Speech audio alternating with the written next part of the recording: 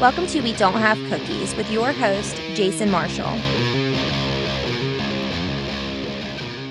Welcome to the We Don't Have Cookies 1-year anniversary show. I'm your host, Jason Marshall.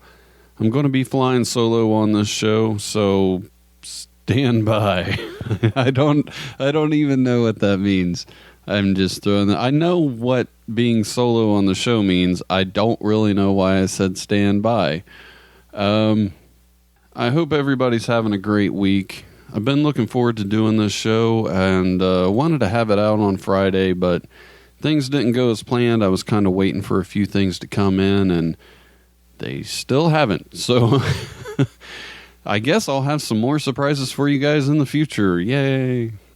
One thing I do want to address is I want to have new theme music for the show. So if anybody out there wants to send anything in or submit something, just feel free. Jason at WeDon'tHaveCookies.com. Hopefully I'll have new theme music here within, I don't know, maybe the next month, or I might hold off till episode 100. The reason for that is when I first started this show, I used theme music from the or intro music, whatever you want to call it, from my old podcast, which was called The Anger Mismanagement Show, which I have deleted from the internet. So don't go looking for that. And I like the music, but I don't really know if it fits the tone of the show. So if you have any input on that, maybe you guys think I should keep it the same, email me about that too. I'd like to hear from you guys. But one of the questions I get asked the most is why I call this podcast We Don't Have Cookies. And I told a number of you guys that I would address it on the show.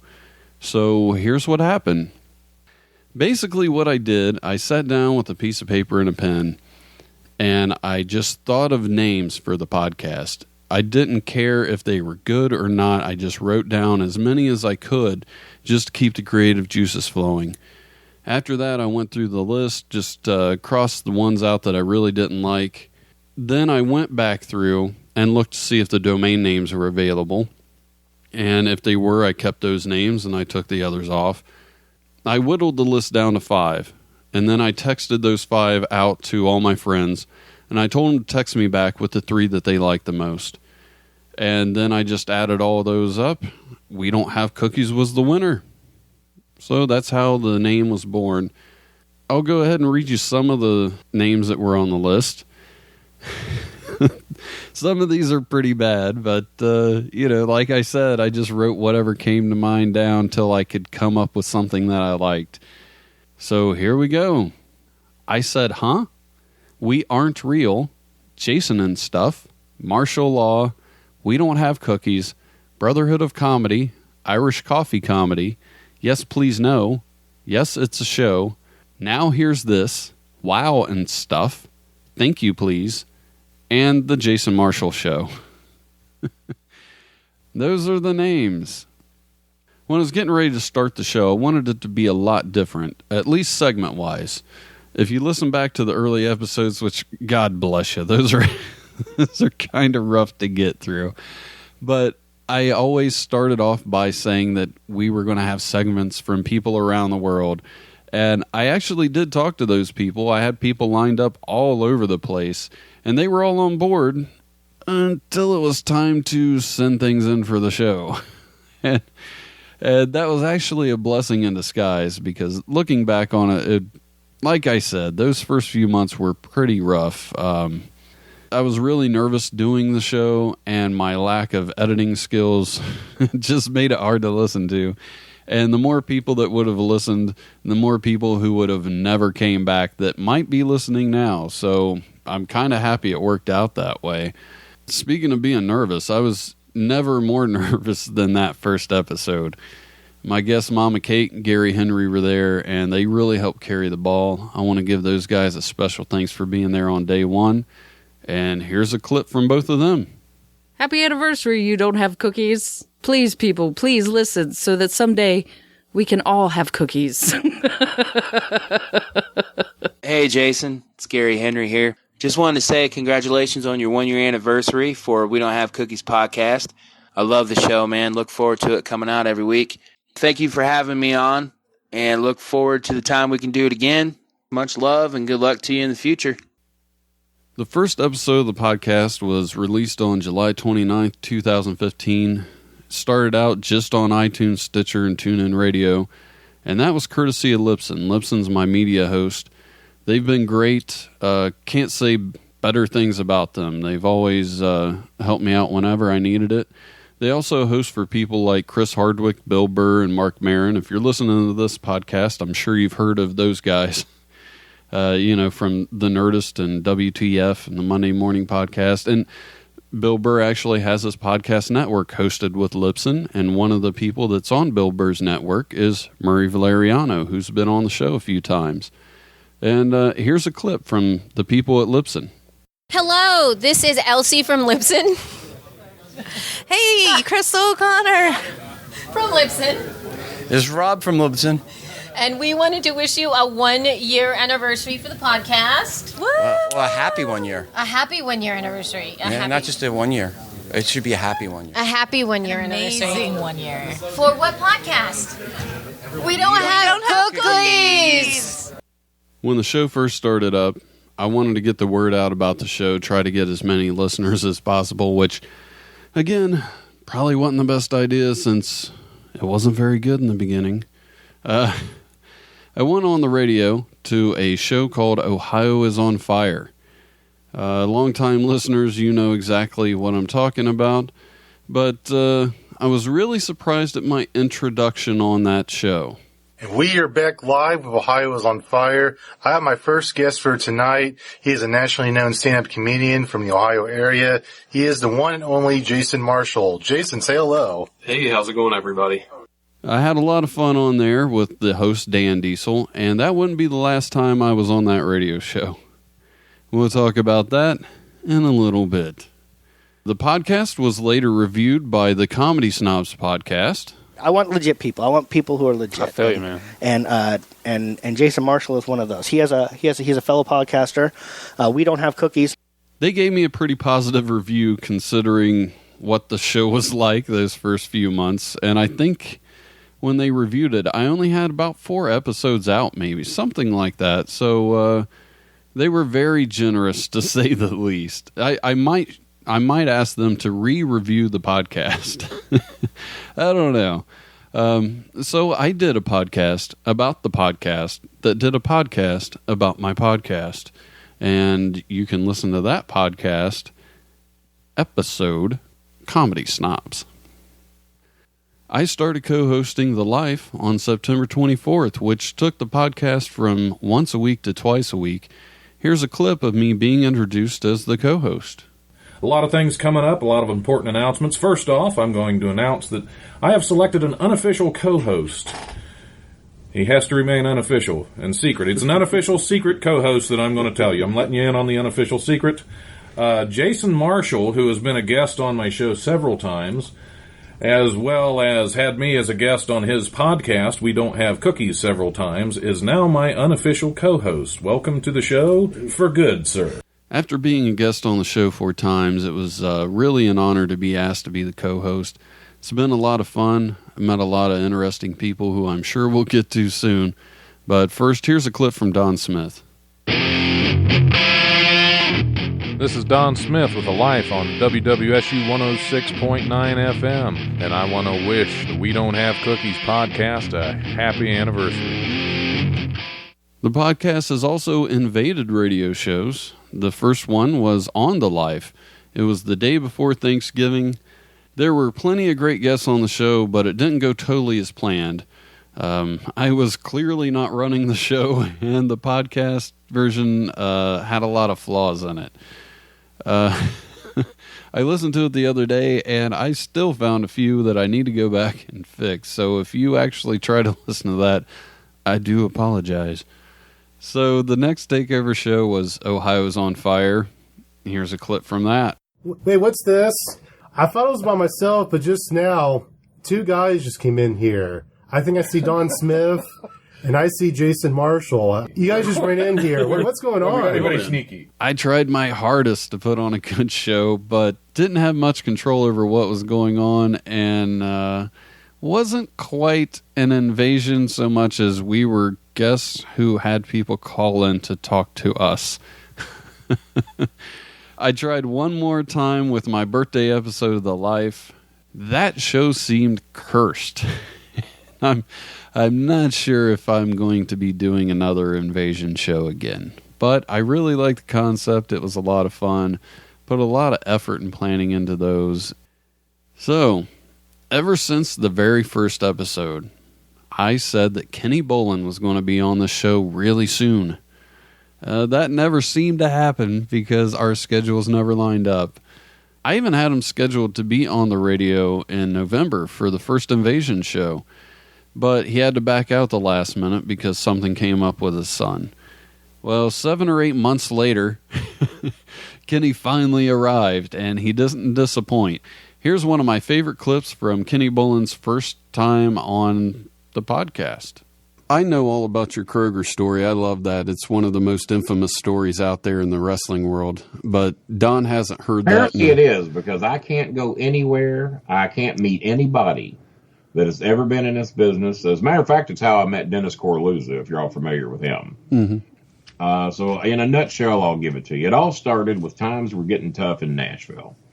We go to Kroger one night and we buy, I guess it's $8 worth of ground beef, $8, $9, something like that, to bring home, and we're going to make some hamburgers. And Kroger at that time had started a thing called Run by Alex. And if you're in Ohio, everybody up there that's anywhere near my age knows who Alex is and knows who Kroger is. Mm-hmm.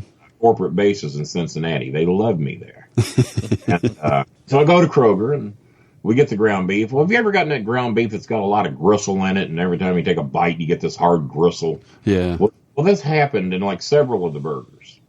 And I wasn't too thrilled about paying, because I'm one of these guys that would rather die back then than pay more than 99 cents for a pound of ground beef.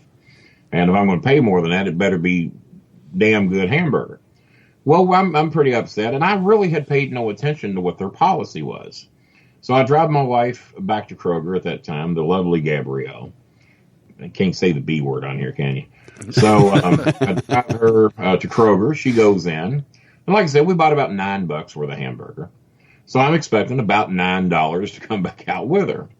And she comes back out, and she hands me like $22. And she says, "Here's the refund." I looked at her. I said, "Well, what else they give you a refund for?" I said, "This $22 here." "Yeah, I know. They say something about if you're not happy with their meat, it's a double your money back meat policy or something. I don't know, hon, but we just got $22. I said, "Plus we ate all that hamburger." Pretty damn good. I got an idea. So I go home and I said, "Well, you know what? What if we bought steaks?" We go back and we buy about $30 worth of steaks. We go home, we have a nice steak dinner, invite the neighbors, they're having steak, and we take that back.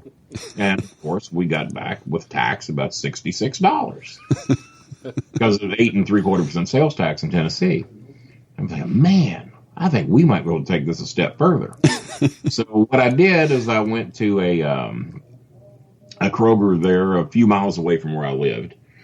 And they had pork loins. Now, this is where the gamble comes in. A lot of people may not have done this. They had these big, giant tube pork loins in all the Krogers down there that ran about anywhere from $99 to $109 a tube. They were big, huge thing. I look at Gabrielle. I said, "Here's what we're going to do." I said, "It says if you don't like it, it's double your money back." I don't like pork loins. So what I'm going to do is I'm going to try it, and if I like it, then we'll keep it. But if I don't like it, we're going to bring it back and get a refund. But here's where it's really going to get interesting. We're going to keep the receipt and take half of this pork loin back to any Kroger. And we're going to take the pricing label that came from this store and the other half of the pork loin, and we're going to return that to the store that we bought it at. Can you do the math with me, Gabrielle? Oh, my God. We can spend like $99 and get back like $420. Oh, but what if they don't do it? I said, they have to do it. It's their policy. So we bring the pork loins home. We cook up a boatload of them. We cut from the middle. We invite the neighbors over. We're feeding pork loins to anybody that wants them. We get done with dinner, and there's still a big old slab of meat left on each end there. And I said, "Well, I didn't like it. How about you?" She looks at me, and I said, "Well, let's go to Kroger."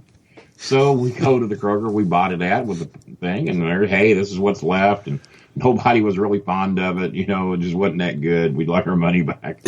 So they give her back $220-something. We go to the Kroger that we, with the receipt to another Kroger about 4 or 5 miles away.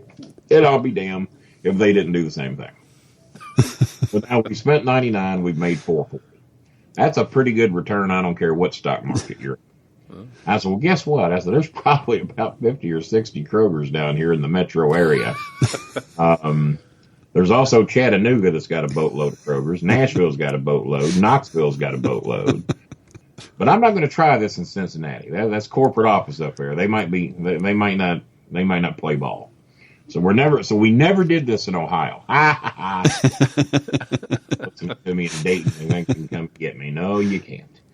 So they won't extradite me there after all these years. So, and I never saw anything wrong with what I was doing. Some people called it criminal. Jimmy Cornette eventually caved in and called it wasn't a meat scam, because Jerry Jarrett called it a meat scam. When we did the great debate, he said, Kenny, you were involved in a meat scam, and he said it was such shame. All the crap that wrestlers have done over the years, all the hideous crimes that have been committed. We've got wrestlers that have killed their kids and their offspring, but he gets on me for committing a meat scam. I mean, I think worse things have been done. Let's calm down a little bit. And then Cornette finally, after 7 years later, he says, well, Kenny, maybe what it was a meat opportunity. I said, well, I'll accept a meat opportunity. But this got so big that this became my job for the better part of 5 years. I would rotate what area we worked in. We'd do Nashville for a while until we'd hit every store once. Assuming I really did this. I could be lying. Throw out the disclaimer. But assuming I really did, like the OJ thing. Well, if I killed the BI, that's how I would have done it.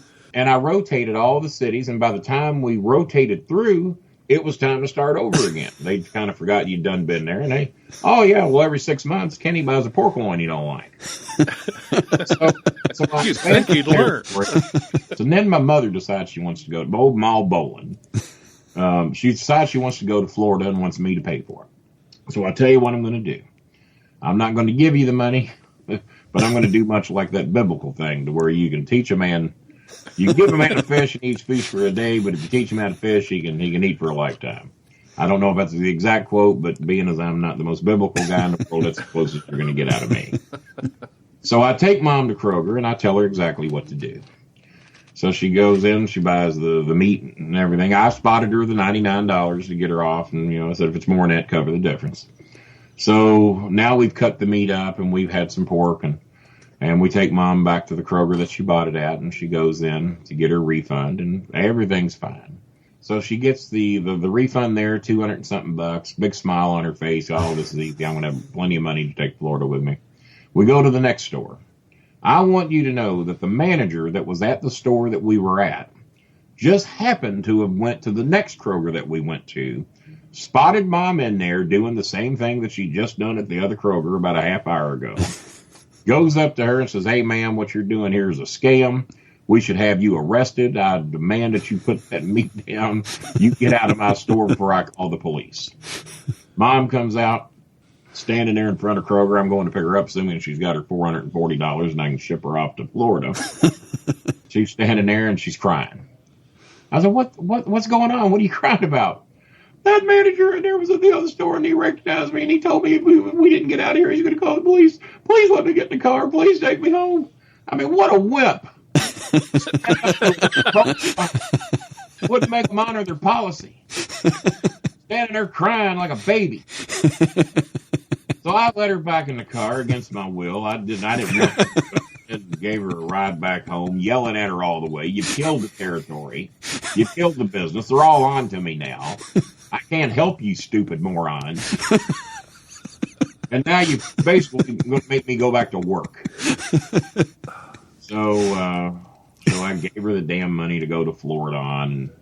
Then there was that time that Kenny got mad that Andy Bowman beat him in downloads. And he went off for about a half an hour on the live. Here's a clip. This is just absolutely embarrassing. You could have lied. You could have said, King, you destroyed this punk, and that would force him to come on, force him to put on a better show, force him to try harder. And here the poor thing might have won. He just didn't know. He ain't going to know the numbers except for what you tell him. I ain't sure that you ain't back in the comic industry. I know what side you're on. I know who you are. I know what you're about. And you don't like us wrestlers. You just had me on here to embarrass me. To make it think some local comedian down in Louisiana could actually beat me in a popularity contest. He couldn't beat me if his only family voted in a popularity contest. His mother and father would pick me over him. This is embarrassing. I'm going to get the word out about this. I'm going to get the bowling alley upset. I'm going to get them upset. I'm going to get on the Cornette Experience and talk about Andy Freeman or whatever his name is. I'm never going to get his name right because I don't know his name. He's unheard of. If I Google his name, it says who. Damn, you got me upset now. Way to rile me up at 7:06 p.m. on the East Coast. Oh, good. Now I'm in a shit. Mood. I don't care what I say. I don't care what I say. That was just the beginning. If you want to hear more, check out the episode, The Roast of Andy Freeman. It just so happened that my next guest that I had scheduled for the podcast was Andy Bowman, who really didn't have a lot to say because he was saving it for a showdown that they were going to have on my birthday show. Well, they started going back and forth on Facebook. Things got out of hand, and unfortunately the whole thing was called off, which made things kind of rough on the birthday episode because I gave both of those guys about, I don't know, half an hour each, and they were going to be the whole last hour of the show. So my birthday episode went from being a 3-hour show to a 2-hour show within maybe a week or two of these guys fighting. It happened very, very quickly. There have been few guests on the show like Father Time. I couldn't do a year in review show without bringing up that guy. He had his own era of the show. I first heard of him on Facebook, and once I checked into him, I couldn't wait to talk to him on the radio. Usually I try to wait a little while after having guests on the radio show before I bring them in to do the podcast, but not him. He was on the very next episode. I had so much fun with that guy that the podcast almost became solely about Father Time. That's why I call it the Father Time era. It didn't end so well, but how could I recap the year without talking about the guy? Here's one of my favorite Father Time clips. A long time ago when I was single, there was a time, that I was going to go to school to be a mortician. And my dad talked me out of it because he was working for one and told me stories. Anyway, every girl that I met told me that if you were a mortician, I would not go out with you. And I said, why not? She says, because you would measure me, for a casket with your eyes. Okay, and a girl, told me a story that a mortician could not make love to a woman unless she was packed in ice and got in a bathtub, because he was used to making love to all these dead women at the funeral home. Wow, that's disturbing. Somebody I knew up in Detroit. So anyway, anybody I was dating, told me if I found out that you were a mortician, I would not go out with you. Okay. My wife, said last week that she would have thought twice about her and I hooking up if I was a mortician. Well, a slightly less creepy person out there besides the guy who was... Well, how would you say he was doing, having his wife? You just talked about it. He said he was having sex with so many people in the funeral home that... Yeah, okay. And the only way he could make love to a woman, okay, who whose life is if she was in a bathtub full of ice, because he was making love to all these dead women. Okay, I had another story, but we're just going to get into this. How did I not follow up on this? True story one? from a woman that I used to date up in the Detroit area. I believe you. I'm just fascinated with this. I can't move on to another story. Time, I was seriously thinking of being a mortician. So I was, we talked to girls and asked them, how do you feel about morticians, and would you consider going out with me if I was one? And they all said no. But I got to go back to that guy with the bathtub thing. Yeah. Would he make love in the bathtub, or did they just have to be in there to get cold? What is going on with that? That is so bizarre. He would make love to her in the bathtub full of ice, because she would have to be as cold as the actual dead body. But yeah. So he would be in the tub with the woman. Right. And she's laying there with the bed tub at least half full of ice, so she could be cold. So it'd be almost the same thing as making love to a corpse. And he's not in jail, right? He's a free person. As far as I know, I don't know. Okay. I did not know the guy. Okay. Can you get him on the show? I said, I don't know him. I don't know who he is. Damn. This is just something that a girl that I used to date around 30 some odd years ago told me. So she was in the bathtub? No. Oh, okay. She just told me a story that she heard about a guy that was a mortician. So she said she would never date me if I was a mortician, because maybe I would want her to be in a bathtub full of ice. And I'm like, are you crazy? Okay. I thought the guy was somebody that you knew before. I could not make love to a corpse. I don't care if she was not down gorgeous. Okay. I could not make love to a corpse. Yeah, I'm with you on that. I think pretty much everybody listening can agree to that. I mean, I am known as Father Time because that's my stage name, but I mean, I'm totally weird that I would make love to a dead person. Okay. And how could I forget Andy Bowman? Andy was one of the most open and honest guests we've ever had on the podcast. No matter how embarrassing or what kind of a bad light it might paint him into, he didn't mind talking about it and giving as honest of a story as possible. Here's one of my favorite clips from Andy Bowman. I was going to have you on the podcast, but I didn't want to have you in my house. Oh, well, I don't blame you.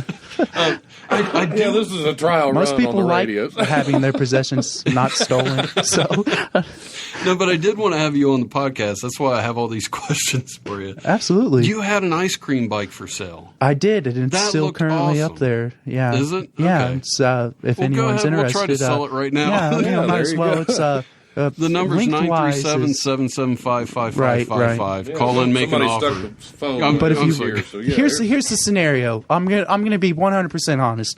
This was back about 6 months, a year ago. I had a really bad drinking problem. Got drunk every single fucking day. This is honestly. But anyway, in one of my drunken stupors, I bought a freaking ice cream bike. And I don't know why. I don't know what my plans were. I don't know where I was going with that, but I bought it. It was $2,000, $500 shipping. So it was like a pretty expensive freaking bike. Here's what I tell myself to make myself feel better for making that bad of a decision. I say, in the grand scheme of things, is the worst decision you make financially is to blow $2,500 on a bike that, when you only have $5 in the bank and you're using a Visa card. It's like, at the end of the day, that's not bad, because there's some people, they sink hundreds of $1,000s into businesses and they don't make no money off of it. Right. So I learned my lesson early on. You don't, buy ice cream bikes over the internet. Where did you get that? It was from a website called icetrikes.com out of Seattle, Washington. So they actually have a website that specializes in selling ice cream bikes. Yeah. And here's the thing is, at first glance, yeah, it's just an ice cream bike. But the way that he explained it to me, the way you make your most money in the ice cream bike business, the ice cream bike game, is not by riding around every day. It's by recruiting other bike riders. Right. Yes, it's absolutely. A pyramid scheme. Yeah, like Amway on bicycles. Right.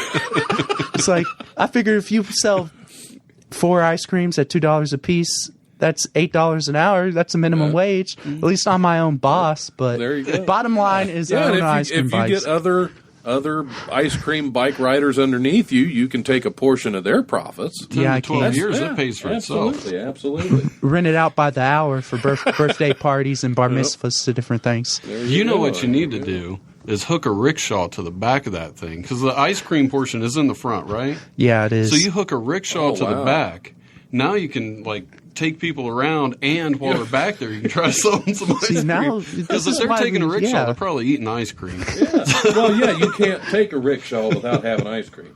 And if it's right there available, man, that's just smart business. But all right, well, let's back it up a notch. I mean, not this time of year, but still.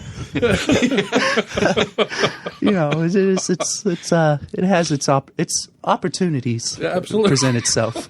Let's put it that way. Yeah. It looked really cool. I got to give it that. I mean, it was pretty neat. I've never seen an ice cream bike before. So when you posted that, I'm like, man, is this real? And then I saw you commenting, and you sold me that it was real. So I'm like, wow, that's... So how much are you trying to sell your ice cream bike for?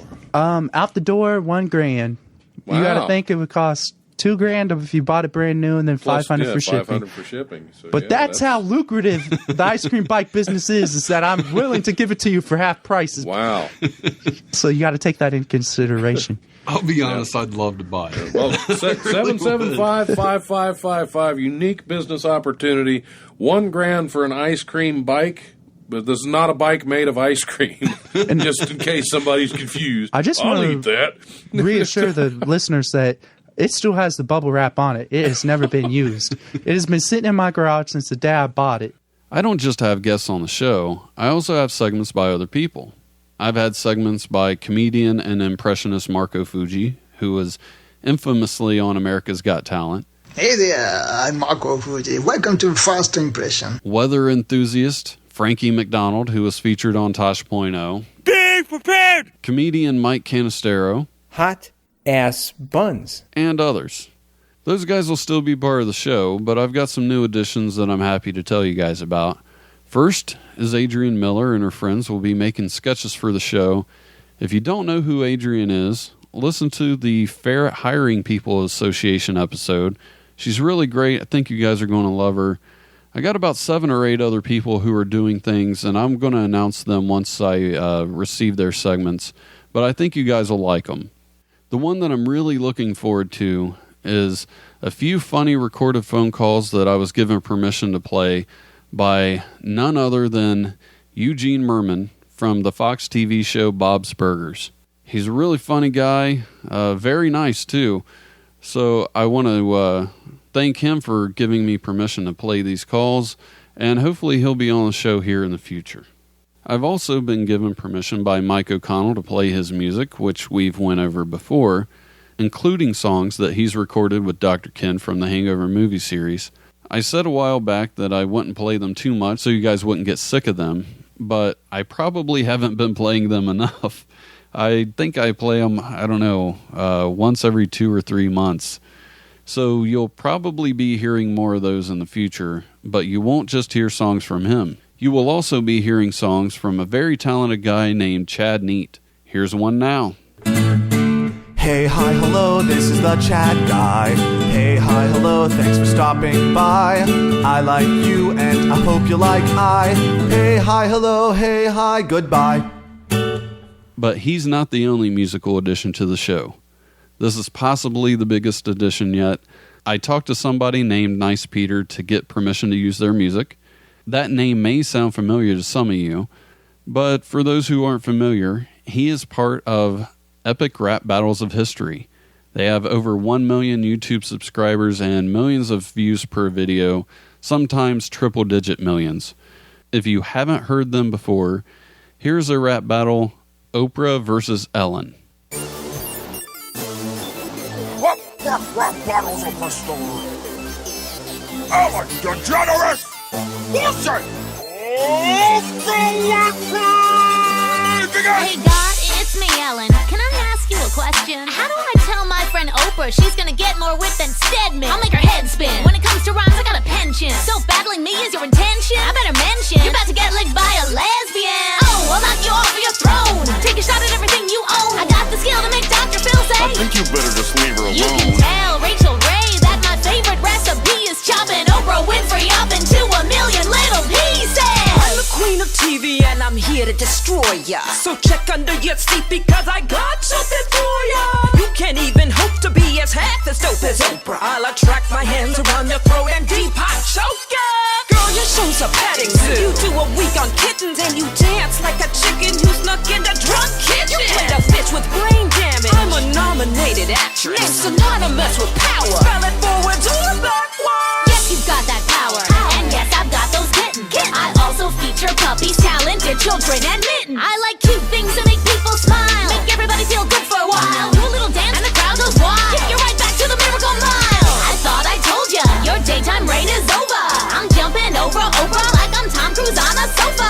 From ABC to LGBT to NBC and now it's all me. I'm the best MC and the biggest star, and I'll fight you in the ass under tax on a free car.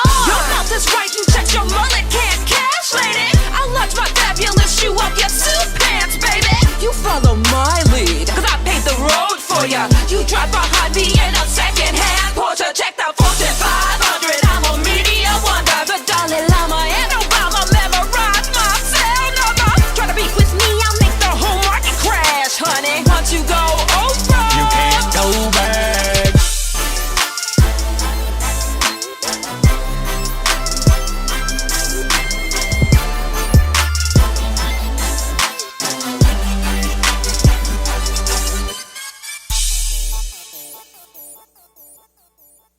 I've always wanted this to be a community, not just a show. I listen when you guys say things. For example, one person said that they didn't like the way I do my ID3 tags because it messed up how they organize the show in their phone. Apparently, they have it organized based on the author tag and the ID3 tags, which most people don't even know what ID3 tags are, and I can't say that I blame you. I only know because, I produce and put the shows out, but the episodes of The Life were I've always put Don's name first since he was the host, and I changed that to accommodate that one listener. So if you guys ever have anything that you want to voice about the show or changes, I'm always willing to listen. Another example is a person who emailed asking me to put the shows on YouTube, which I didn't think anybody would listen to the show there. But since he asked, the show is now on YouTube. I started putting the shows up there a couple of weeks ago, but I didn't make them available until now. So if you're listening to the podcast and for whatever reason you prefer listening on YouTube, the show is now there. So feel free, that one guy, and maybe more. But speaking of ways to get the show, there's a lot of ways you can get it besides YouTube. We're also on iTunes and Google Play Music, so if you have an Apple or an Android phone, the podcast is already available to you on your device without having to download any other app. But the podcast is also available on TuneIn Radio, Stitcher, Spreaker, SoundCloud, and Player FM, and a lot of other places, which, as I said at the beginning of the show, when it first started, we were only available on 3 places. But the only platform we haven't been available on so far is iHeartRadio. Well, that has now changed, and we are available there too. iHeartRadio has 85 million users, and I couldn't be happier to be a part of it. Now we're on every single mainstream platform available. So be sure to spread the word, get people into the show, and let them know that no matter what app they have on their phone to listen to podcasts, we are available there. Just search for We Don't Have Cookies, and you'll find us. I want to thank the Sea of Madness podcast for having me on as a guest to help promote the podcast, the Gem City podcast for promoting the show, the School of Podcasting for featuring me on their podcast. And I'm sorry if I'm forgetting somebody. I have a feeling I am. I want to thank Dan Diesel for having me on his radio show, Ohio is on Fire, and to Don Smith for having me on as the co-host of The Life. I want to thank Izzy Rock from the Gym City Podcast for pushing me into starting a Facebook page for the podcast. I wouldn't have done that if it wasn't for him. I'd really like to see it grow and have a community there like I was talking about earlier. So make sure you go to facebook.com/WeDon'tHaveCookies and like that page if you haven't already. I want to thank every guest, every segment contributor, and anybody who's ever had anything to do with the show. This wouldn't be happening if it wasn't for you guys. Most importantly, I want to thank all you listeners, especially those of you who have shared the show and helped make the audience bigger. The show has been downloaded in 40 states and 39 countries.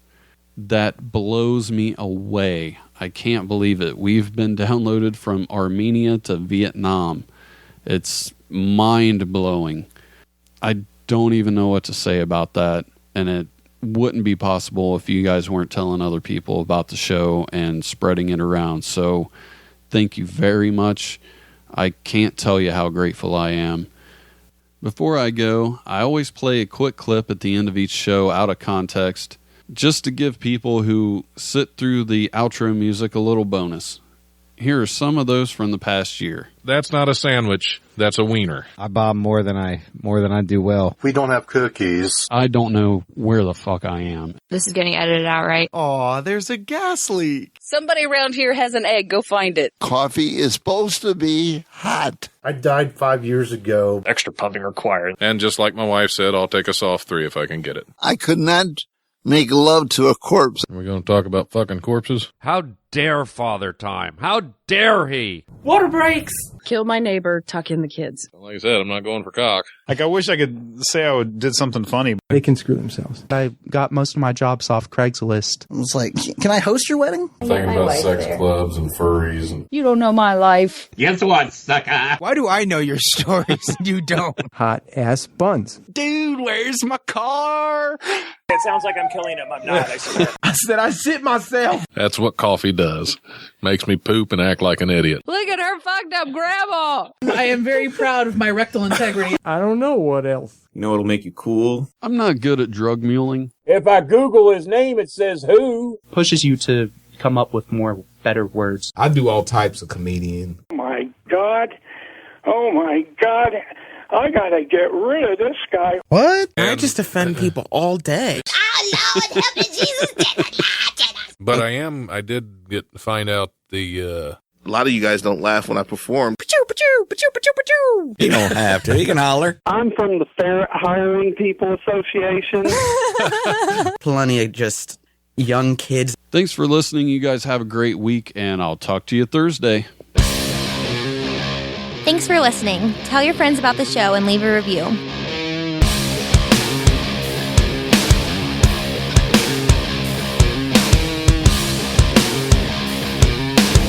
I'm going to be flying solo on this show, so stand by. I don't even know what that means. I'm just throwing that. I know what being solo on the show means. I don't really know why I said stand by.